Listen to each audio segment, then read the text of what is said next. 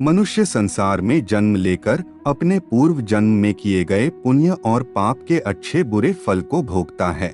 मृत्यु के निकट आने पर वह प्राणी परिवार के स्नेह की वेदना से रोता हुआ परिवार के बीच में ही प्राण त्याग देता है। चेतन शरीर जब जड़ के समान हो जाता है, जब मृतक के प्राण कंठ में आकर अटक जाते हैं, उस समय मृतक को दिव्य दृष्टि प्राप्त होती है, जिसके द्वारा वह समस्त संसार को एकमय होकर देखता है और कुछ भी बोलने में असमर्थ हो जाता है। इस कारण समीप में आए यमदूतों के भय से प्राण आदि वायु अपने स्थान से चल देती है। उस समय मृत व्यक्ति का एक क्षण भी कल्प के समान बीतता है।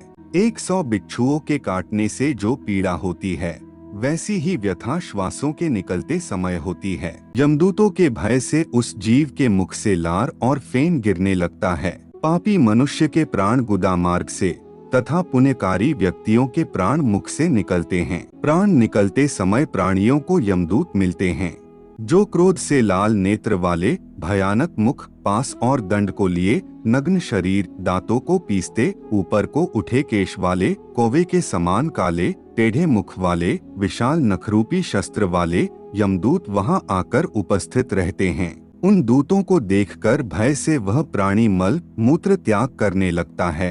हाय हाय करता हुआ वह जीव शरीर से निकलकर अंगूठे मात्र शरीर को धारण करता है और वह मोहवश अपने घर को देखता है। उस अंगूठे के समान शरीर के गले में रस्सी बांधकर इस प्रकार ले जाया जाता है, जैसे अपराधी व्यक्ति को राजा के सिपाही पकड़कर ले जाते हैं।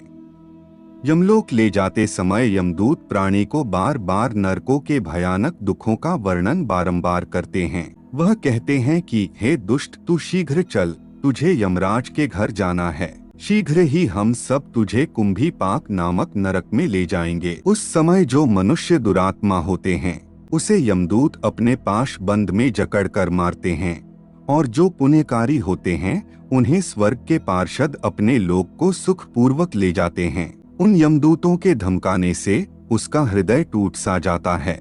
भय से कांपते और अपने पापों का स्मरण करते उस जीवात्मा को यम मार्ग में कुत्तों से कटाया जाता है। जब वह मार्ग में भूख और प्यास से पीड़ित हो जाता है, तब उसे सूर्य के तेज और वायु के वेग से तप्त बालू रेत में चलाया जाता है।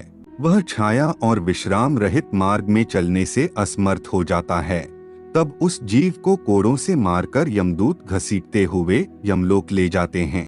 ऐसे कठिन मार्ग पर चलने से थककर गिर जाता है, मूर्छा खाता है तथा फिर उठता है।